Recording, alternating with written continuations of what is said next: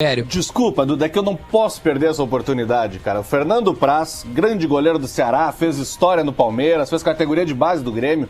Mas antes disso tudo, Duda Garbi, ele era goleiro, de vez em quando jogava na linha no Lago Tarumã de Viamão e levava gols do centroavante Mandinho. É verdade ou não é verdade, Fernando Praz? Tudo bem? Bom dia.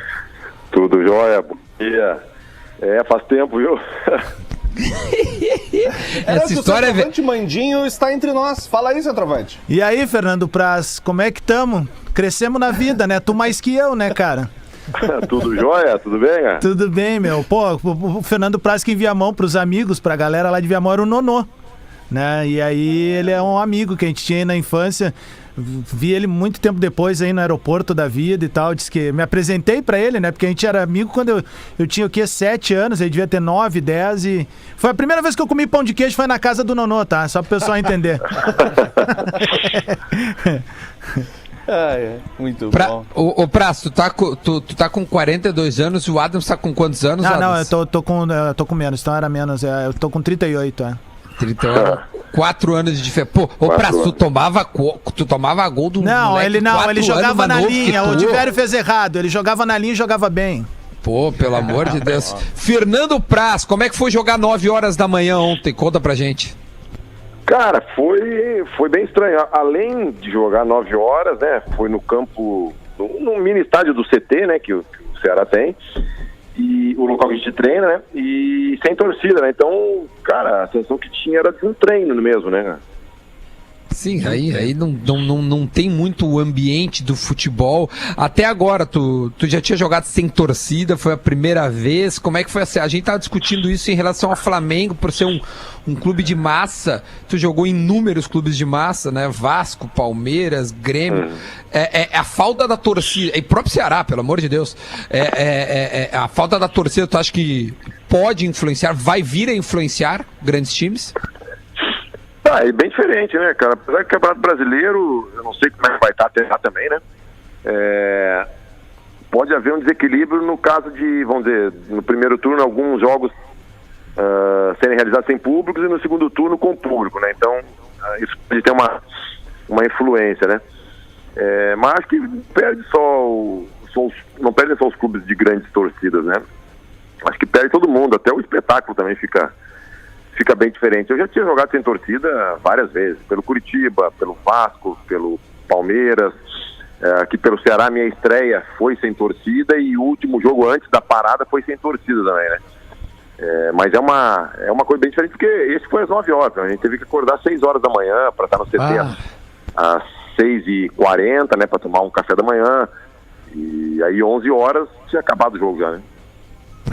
Ao menos tu tem o dia livre. Como é que eu sempre penso essa preparação, né? É curioso, um jogo 9 horas da manhã. Acho que nem treino costuma ser 9 horas da manhã. Nem HD abre às 9 da manhã. Não, a gente aqui treina 8h30, né? Por causa do sol, do calor, né? Aqui é muito quente. Uhum. Então se treina 8h30 pela manhã e 4h30, 5 horas da tarde, né? E aí a gente teve que acordar às 6 horas da manhã, se preparar, porque não teve concentração, né? Até pela dificuldade que está tendo ainda de algumas restrições em relação ao vírus também, né? E aí às 11 horas tinha acabado, a gente foi para casa, almoçou em casa, mas à tarde já teve um recovery que a gente fala, né? No CT, né? Para recuperar, porque quarta-feira amanhã já tem jogo de novo, né? Fernando, deixa eu te perguntar, cara, a respeito de um momento que, acho que tu esperou tua vida toda e acabou não ocorrendo, que foi a tua participação nas Olimpíadas, né? Sei que é complicado daqui a pouco te falar e tal, eu queria que tu contasse, narrasse um pouco ali como é que aconteceu aquele momento. Para quem não lembra, né, o Fernando Praz ia ser o nosso goleiro na seleção olímpica e acabou sendo cortado por uma lesão, é isso? Eu tinha tido uma lesão em 2014, né, me recuperei. Joguei mais de 2 anos, sem problema nenhum. E aí, faltando 10 dias, acho, para a Olimpíada, lá na Granja Comari, eu tive um problema, que depois de uma semana, mais ou menos, foi constatado que era uma nova fratura, né? Uhum. E aí, eu tive que ser cortado, né, da seleção, eu tive que fazer uma cirurgia, e fiquei, aproximadamente, acho que 3 meses e meio, 4 meses parado até conseguir voltar a jogar de novo, né? Putz. Eles fizeram homenagens lá, né? Eu lembro que eles estavam, eles pegaram a camiseta do Praz e tudo. Ô, Praz, eu vou voltar agora bastante, porque eu queria entender de verdade o que aconteceu no Grêmio ali, como é que foi, por gentileza, se tu puder me explicar, ou ignorância minha, porque, né, final dos anos 90 ali, tu sobe, mas eu queria entender o que aconteceu. Realmente foi falta de espaço, tu quis ganhar jogo mesmo e preferiu sair, o que aconteceu que tu deixa o Grêmio ali de forma até acho que prematura, assim?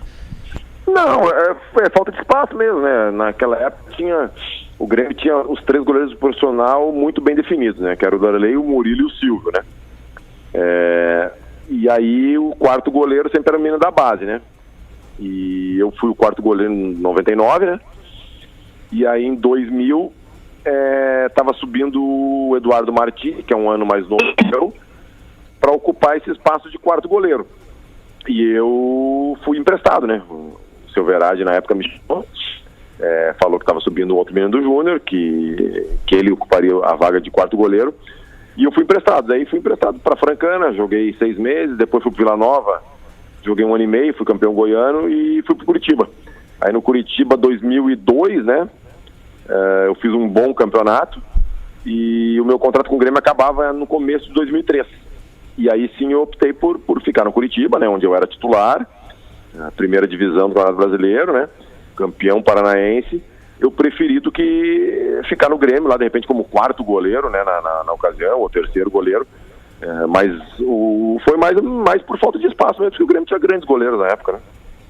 O Darley, esse dia eu entrevistei o Darley e ele lembrou esse início e ele disse o mar de goleiros que acabaram saindo do Grêmio pela vaga dele, que ele foi titular há anos e anos. O Fernando, né, o Praz é só um deles, né? Não, e olha a lógica. São gerações, gerações. Todo ano. Vamos lá, dizer que a categoria de base tem 2 ou 3 anos, né? Por exemplo, um Rogério Ceni que fica uma década ali. Ele atrapalha 4 gerações de goleiros da base, no mínimo. Não, e tem muita lógica nessa mudança, porque, cara, o pessoal tá lembrando o apelido do Silvio aqui, que eu não lembrava, que era Silvio Pay-Per-View. O Silvio nunca jogava, cara. Os caras Silvio Baleia até. Daí tu imagina o cara que tava abaixo ainda. Tá louco? Exatamente. E aí tu vai pro Coxa, eu tô olhando tua carreira aqui, tá? Eu lembro de ti no Coxa mesmo. Aí tu vai bem no Coxa, vai pra Portugal, União Leiria, fica um bom tempo lá em Portugal. Aí tu vem pro Vasco, e aí tu é campeão, se eu não me engano, Copa do Brasil. Isso, aquele time que ganhou até do Coxa, né? Na final, acho, era isso, né? O Alexandre de centroavante. Tu joga Libertadores no outro ano, cara? Sim.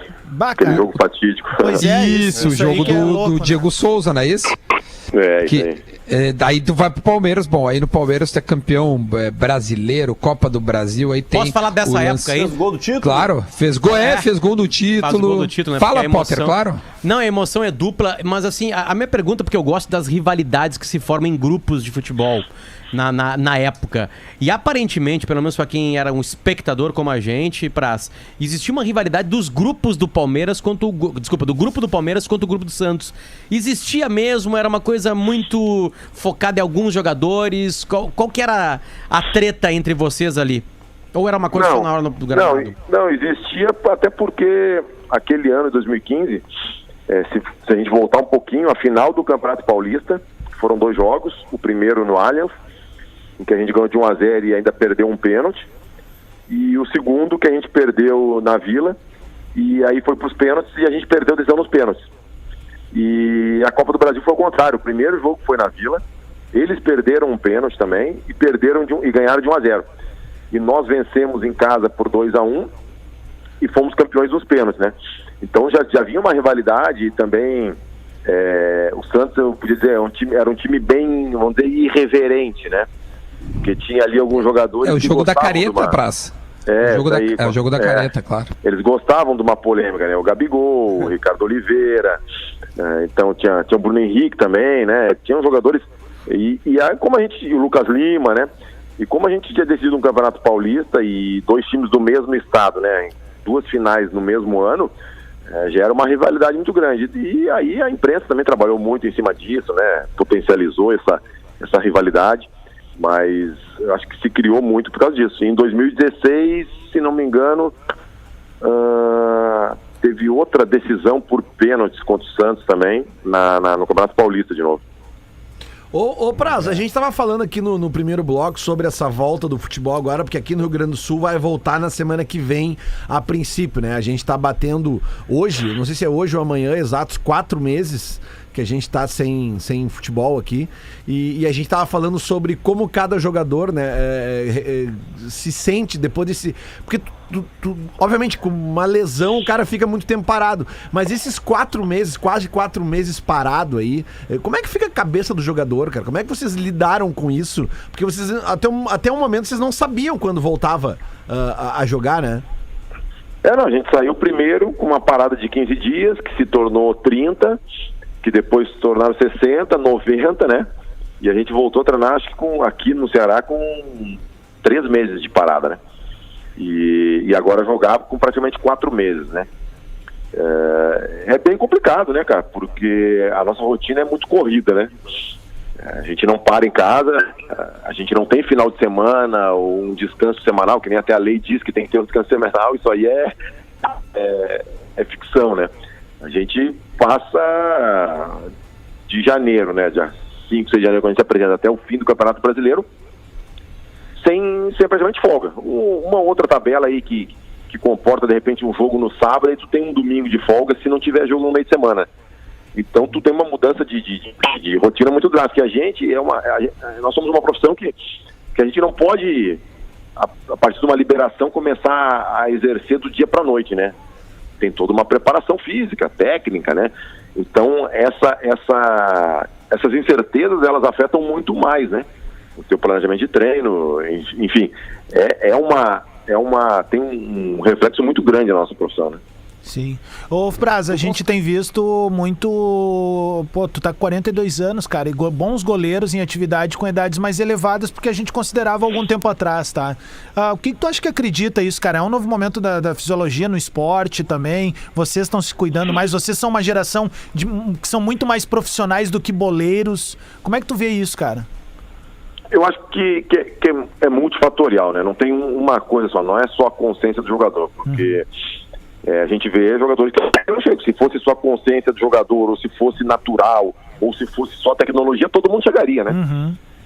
Então acho que junta muitas coisas. Hoje, se tu quiser, tu tem muita coisa de recurso que tu pode usar, mas tu tem que querer, né?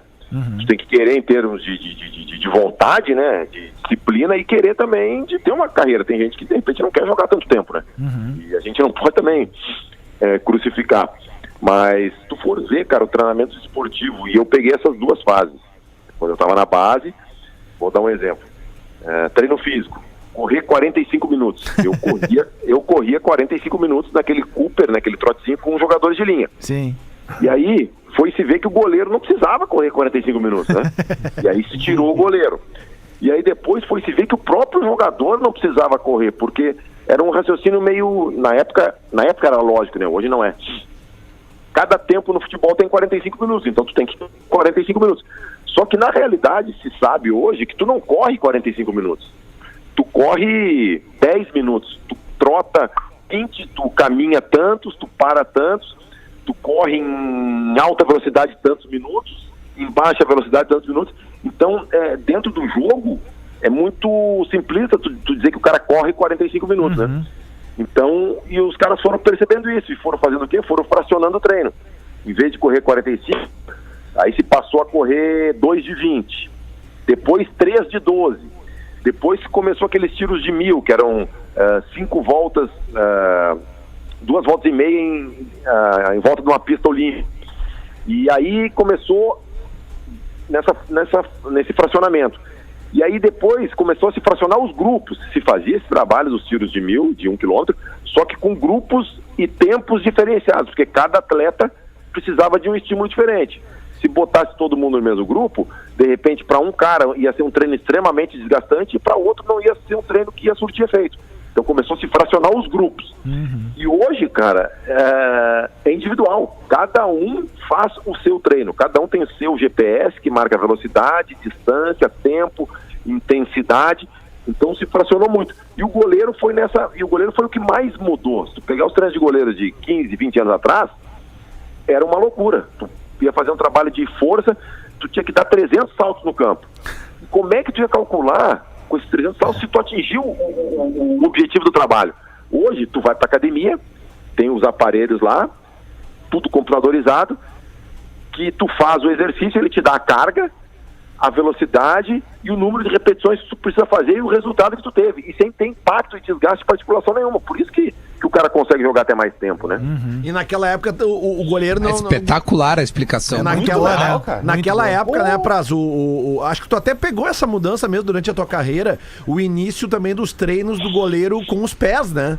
Porque a gente viu nesse meio tempo de 30 anos pra cá, o goleiro começar a jogar com os pés, o goleiro ser utilizado como um jogador que está jogando. Eu acho que isso muito ganha ênfase a partir do momento que a regra muda, que não pode mais atrasar a bola pro goleiro, né? Um exemplo pra tu ver, pra tu ter na prática assim, a evolução do treinamento. Eu peguei essa transição, era acho que o meu segundo ano. E aí, óbvio, toda mudança, ela gera uma adaptação. E aí a gente começou a trabalhar com os pés. Qual era o treino do goleiro pro goleiro? Mudou a regra, agora é um novo mundo, o goleiro tem que jogar com os pés. Vamos treinar o goleiro. O que eles faziam? Eles se deixavam dentro da área e chegavam no meio campo e recuavam uma bola para ti. Tu tinha duas opções. Ou tu dominava ela e chutava ela para frente de volta, ou tu chutava ela para frente de volta de primeira. Então isso, naquele momento, era o que se entendia por jogo com os pés. E aí, óbvio, né? As pessoas vão estudando, vão entendendo as novidades. Hoje, se nota o jogo com os pés, isso não é jogo com os pés, né? Hoje, jogo com os pés é participar mesmo, é dominar, tapar, construir jogo mesmo, né? É muito mais complexo do que se fazia antes, mas é uma evolução do treinamento, né? Muito bom. Tirando o Fernando Praz, quem é o melhor goleiro do país hoje? Hoje? O melhor goleiro brasileiro? É o Alisson. Brasileiro e do futebol brasileiro. É o Alisson. Seleção e que joga agora aqui, assim, do 20. Aqui no Brasil a gente tem um equilíbrio muito grande, cara. Sempre me perguntam, quem poderia levar para a seleção? Eu acho que o primeiro e o segundo goleiro estão muito difíceis, que é Alisson e Ederson. São os dois goleiros que a gente tem que eu acho que eles estão acima da média. Até pelo meio que eles estão. O meio no futebol ele influencia muito, né, cara? Por que a gente vê jogadores no Brasil que vão para fora e desabrocham e crescem absurdamente? Porque são estimulados com coisas diferentes, né? E o Alisson e o Edson têm vantagem. Mas aqui no Brasil, cara, se fosse pra você escolher o terceiro goleiro, acho que teria no mínimo 5 ou 6 aí que teriam condições de... Nunca foi um problema, né, cara? É verdade, isso aí tu tem muita razão, cara. E eu lembro de um ditado que a gente fala, assim, né, entre os torcedores, assim, pelo menos no Grêmio, eu não sei se os colorados comentam isso, que é goleiro se faz em casa, né, cara? E aí tu vê, o Grêmio tem uma escola de goleiros tão competente, assim, que o Praz, que é um dos goleiros multicampeões dos últimos anos, teve que sair pra buscar um espaço, porque na época não tinha... o Cássio também, né? O Cássio, tá louco, cara. Tem muitos exemplos aí também, viu, cara? Tem muitos exemplos. Pior. Porque tem uma obviedade que é muito chata, né? Um atacante, quando surge, se tu consegue achar um lugar pra ele. Claro. O goleiro não tem que fazer. Se tem um goleiro craque no banco e tem um goleiro craque no titular, não tem que fazer. Não joga dois goleiros. E outra coisa, né? Um atacante novo. Tu quer amadurecer ele, tu leva ele pro jogo, tu bota ele 15 minutos num jogo que tá mais fácil. No outro jogo ele joga titular, no outro jogo ele fica no banco. Goleiro tu nunca faz isso, cara. Goleiro só entra quando o outro tá mal ou quando o outro se machuca, né? Ô Praz, mas tu tinha condição de jogar na linha ou tu sempre foi do gol, assim? Contigo era as mãos mesmo? Não, eu ia bem na linha, cara. Só que óbvio, isso falando em escolinha, brincando na cidade, né? Sim, quando tu vê nível profissional é outra coisa. Oi? Jogando contra o Rodrigo Adams. Ele não jogava contra, deixa eu explicar essa história aí, porque daqui a pouco fica mal interpretado. O cara era bom de bola pra caramba. A gente tinha um time lá, que era... A gente botava o fardamento do Grêmio, que o Cláudio Duarte nos dava, tá? Que o filho dele, o Diego, levava os fardamentos. Aí tinha o Fernando Praz, tinha o Paulo, que eu acho que é teu amigo até hoje, né, cara? O Tião. Isso, o Paulo. Daí tinha o irmão dele, que era o Marcos, se eu não tô enganado. E a gente jogava contra uns malucos que não tinham camiseta, e o atacante de um deles era o Montanha. E o Montanha jogava de coturno, velho. Era ruim. Meu Deus. Era bom esse futebol, hein, Praz? Assim fica fácil chegar no profissional, né? Porque depois tem grama, tem segurança. Quando a gente vai jogar uma pelada com um goleiro, né? Um profissional goleiro, eles nunca jogam no gol. Nunca. Lembro que tinha umas peladas na praia que o Derlei jogar assim. O Derlei, cara. Nossa, o Derlei odeia jogar. E aí o Derlei tenta dar bicicleta, e ele quer se exibir, entendeu? Pra dizer que ele sabe jogar alguma coisa. Tá, então vamos encerrar essa entrevista perguntando pro Praz. Tu tá com 42, eu não quero te aposentar. Mas uma hora tu vai ter que parar de jogar, né? Uma hora vai ter que parar. Como é que tá essa preparação pra ti? Né? Não, cara, eu acho assim, o jogador profissional, o que tem consciência, né? Quando passa dos 30 anos, ele já começa a pensar nisso, né? Porque é um gatilho que tem esses 30 anos. O cara começa a pensar tanto na questão financeira como na questão física, com 30 anos. E óbvio que eu penso na minha aposentadoria, só que eu joguei com o Zé Roberto, né? Zé Roberto e Juninho Pernambucano, 2 caras que são exemplos de atleta. Pô. E eu acho assim, cara, chega uma hora que, por mais experiência que tu tenha, por exemplo, eu nunca tive 42 anos, como óbvio, né? É a primeira vez que eu tô tendo. Então é difícil de fazer qualquer prognóstico, né, cara? E até dizer, vou jogar mais 2, 3 anos. Tu pode estar enganando as pessoas e te enganando. Então acho que é ano a ano, cara. Eu fazendo assim desde os 38, 39. No final do ano eu vejo como eu tô fisicamente, mentalmente, porque é importante também. Não adianta tu estar bem fisicamente, só que a tua cabeça não trabalhar mais, né? Então acho que ano a ano eu vou pensando, cara. Ano a ano eu vou... Pô, vale lembrar... Qual é a fórmula do... Desculpa, Adams, qual é a fórmula do Zé Roberto? O que acontece? Ele fez base com o Garrincha, né? Só toma água e come sashimi. Algum bastidor, assim, alimentação? Por que aconteceu isso com o Zé Roberto? O Zé é um ponto fora da curva para qualquer atleta, cara. A disciplina que esse cara tem é uma coisa absurda. E o Zé Roberto, Dá exemplo pra gente entender. Ele juntou as duas coisas, né? Ele juntou a parte física, que ele é privilegiado fisicamente. O Zé, hoje ele pode jogar. Cara, ele continua com a alimentação. O café da manhã dele é quinoa com lixia dourada e atum. O almoço dele é peixe com salada, com não sei o que. Ele faz a dieta do Mediterrâneo, né? E ele treina todos os dias, cara. Todos os dias ele treina. Então, é uma disciplina absurda que ele tem, né? Desde 73 ainda. Tu já viu ele pelado já, Praz? Já viu ele pelado? Já viu ele pelado? Claro, pô. De boa, assim, ou tipo, é constrangedor ou tranquilo? Como é que é pra ti ver ele pelado assim? Deixa eu falar, cara. O Zé, um cara que nem o Zé, ele acaba inspirando as pessoas. Porque chega um menino mais novo e olha pra ele assim... O Zé sem camisa fala, pô, não é possível, o cara com 42 anos tá assim e eu tô com barriguinha, com percentual mais alto. Tipo o Walter. Então o cara que tiver o mínimo de bom senso, de vergonha na cara, ele vai se sentir incomodado com isso, né? Então ele vai vai ter que se cuidar também, né? Ô, Prazer, eu quero chegar aos 42 e a minha nudez constranger as pessoas. Eu acho que é um belo objetivo. Não, mas Duda, eu já consegui isso aí. A minha nudez hoje já constrange as pessoas. É verdade. O corpo do Potter, Praz, parece, sabe quando o Chaves tá chegando em Acapulco, só com shortinho e com suspensório? Esse é o corpo do Potter. Já constrange mesmo. Ô, Praz, brigadão, meu velho. Meio-dia em ponto, a gente precisa entregar. Baita resenha, baita bate-papo. Obrigado mesmo por esse tempo aí que tu dispôs pra ficar conosco. Valeu, viu? Valeu, e pra mim é um prazer conversar com vocês, porque eu, na minha adolescência toda, passei escutando aí vocês, né? Então, pra mim é um prazer estar com vocês aí. Coisa boa, valeu. Fernando Praz esteve conosco neste Bola nas Costas. Amanhã, portanto, a gente tá de volta. Fala, Potter. Só pra dizer que ele só escutou o Lelê, né? Pela idade, né? Sim, só o Lelê. A gente volta amanhã então, gente. Beijo. Agora na Atlântida, Dona Trent.